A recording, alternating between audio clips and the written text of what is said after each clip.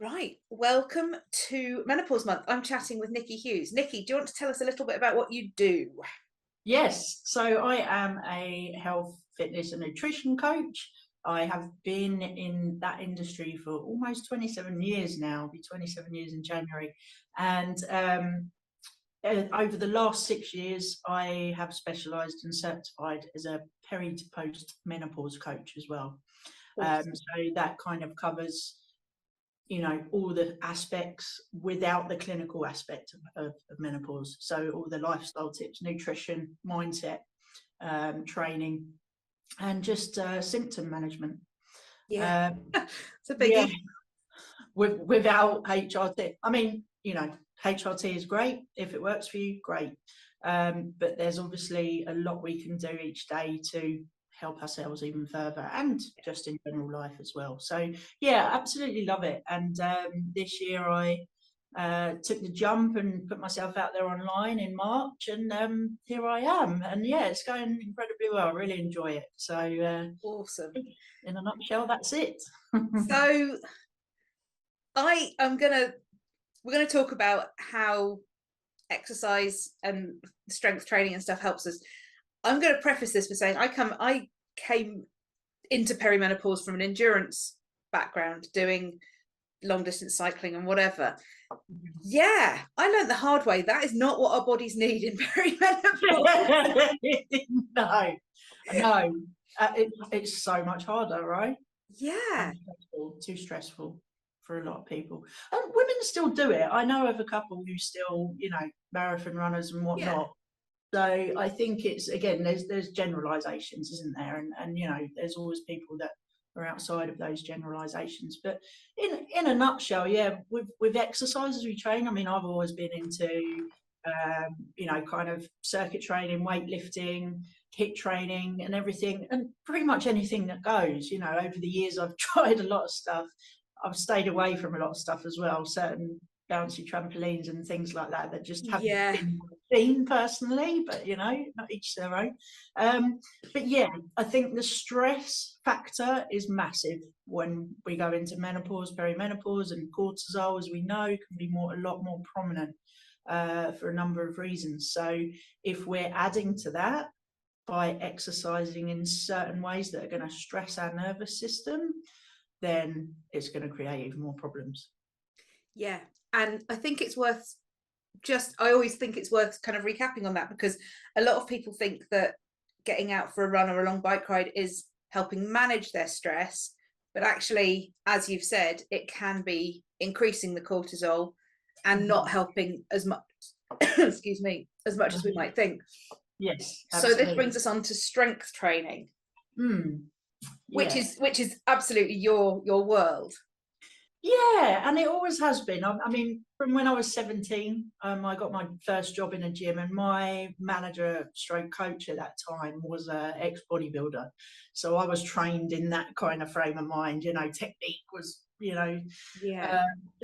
focus and reps and sets and da. And I've always just liked it. I've done some sports over the years, and I think with strength training, and obviously I'm coming from someone who is pro it, but I think there's always a place for strength training.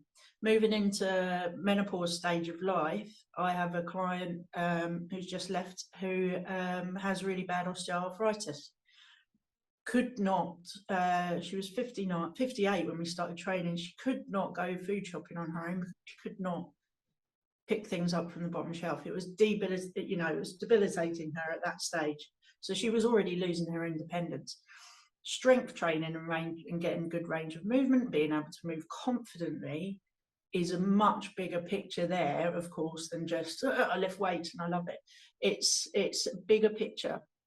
And of course, when we come to menopause, we know the risks of osteoporosis, losing bone density, and of course sarcopenia, so muscle density, which actually kicks in, a lot of ladies don't realize, around 30 to 32.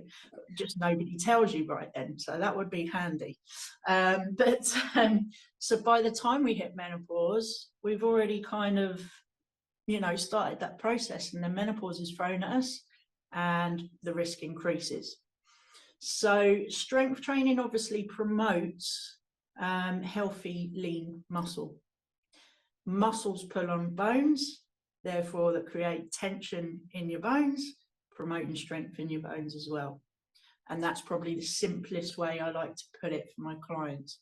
And of course, the more we promote lean muscle, the more body fat we burn, because we improve our metabolism. And I think for me, what I notice with clients is there's that old, I don't want to get bulky. There's still that mentality there. 100%. For obvious reasons, you know, if we look at fitness marketing over the years, generations of how we're told as women that we need to look as female fit, and you're a fit female.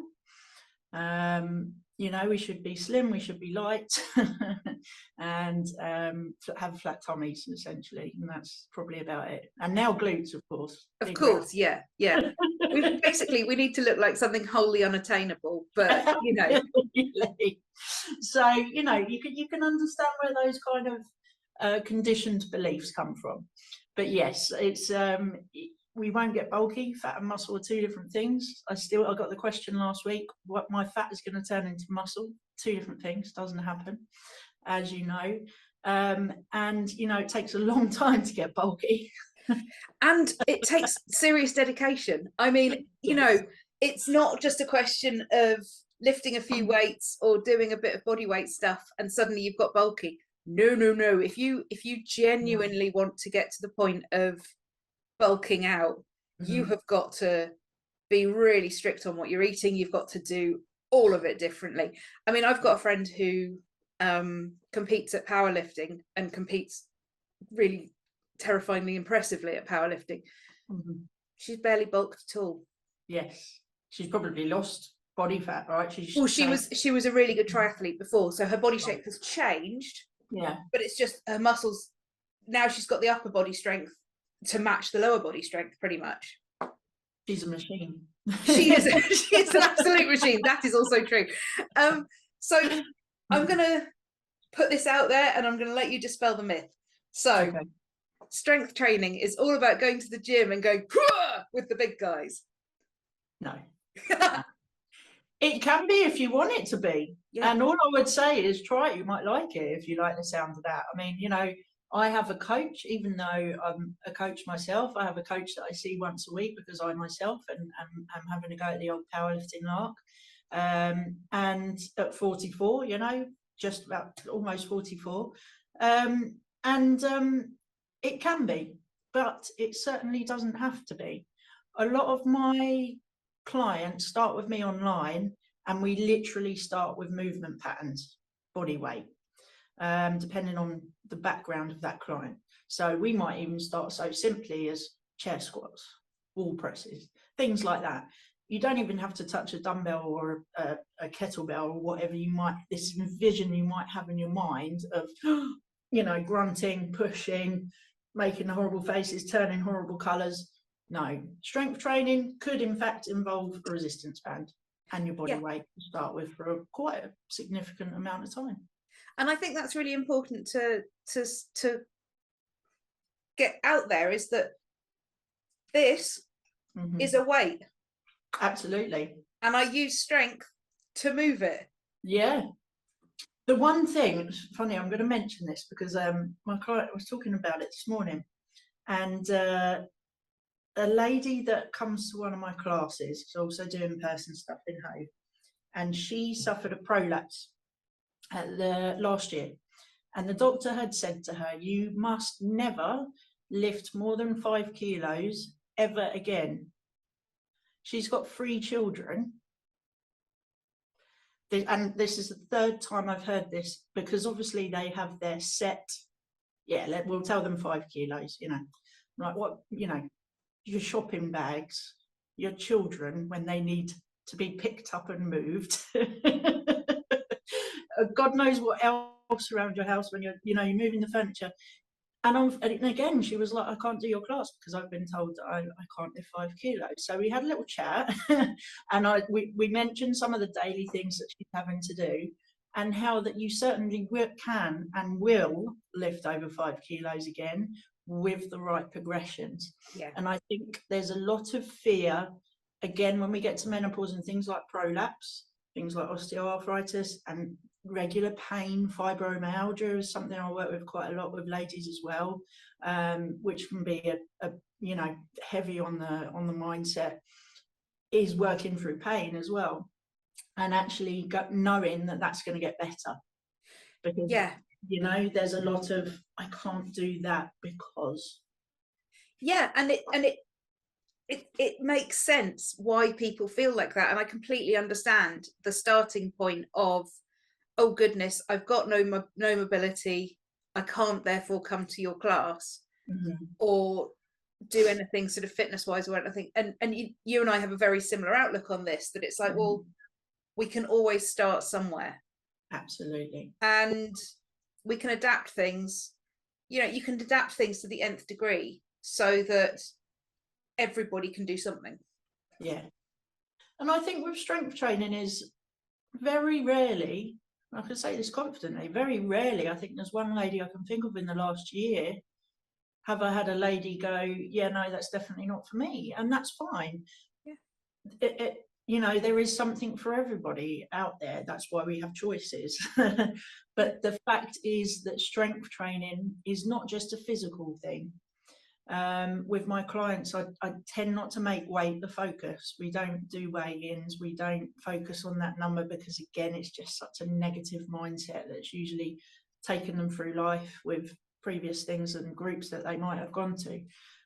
So we focus on a performance focus or a mindset focus, and all of a sudden they're like, I haven't weighed myself in weeks, but my friends are commenting on how well I'm looking, not that I've lost weight. And their confidence starts to come in, the mindset, because they know that they can do these movements. They're confident when they go out on their own. Their their posture changes, their body language changes, because they're like, yeah, I'll just lift some weights today, feel good, feel confident. And you just see, honestly, it's the best thing ever. This whole change in this woman, you know, that was just a few months ago, can't do this, feel like shit, excuse my language, feel like crap, feel rubbish, you know, is just down on her knees, basically. And all of a sudden that confidence has been grown. It's just so powerful. Physical strength always means mental strength for me as well. Yeah, and that is one of the things, especially when you then sort of go from sort of beginning in strength training, you go into like powerlifting and stuff. Oh my God, the high of lifting big stuff is just amazing, isn't it? Absolutely, yeah. I mean, I had a bit of a rubbish session this morning, you know, but they happen. We're only human. And again, that mindset creeps in. You know, having been a competitive person earlier in life, still am. You know, doesn't leave you, does it? I wish it would. But you know, it creeps in, and you kind of have to go, look. I had to take some of my own advice, but there's good days and there's bad days, and that is essentially menopause, right? Yeah. Especially perimenopause. Jesus, you know, you wake up and you're like, why am I in such a crap mood? But consistency is key with whatever you're doing. And for me, and for a lot of women, I think that belief that strength training is, well, I've got to get to the gym. That's one hurdle. I've then got to, you know, feel good about myself before I go to the gym, because I need to be confident in that environment. Then I'm not going to be able to lift what the other people are lifting. No, get that out of your head. If you're thinking about looking at starting strength training for whatever reason, start at home, start with 15 minutes a day. And a lot of the ladies are like, is that all I need? And I'm like, trust me, see how you feel after those 15 minutes. Yeah. And you know, you can do it in your pajamas. Get up in the morning, do it, see how you feel. And it changes your mood. Sometimes, not all the time, but 99% of the time, it will lift your mood. Yeah. Can't say fairer than that. That's brilliant. Thank you so much, Nikki. You're welcome. You're welcome. Hope that helped.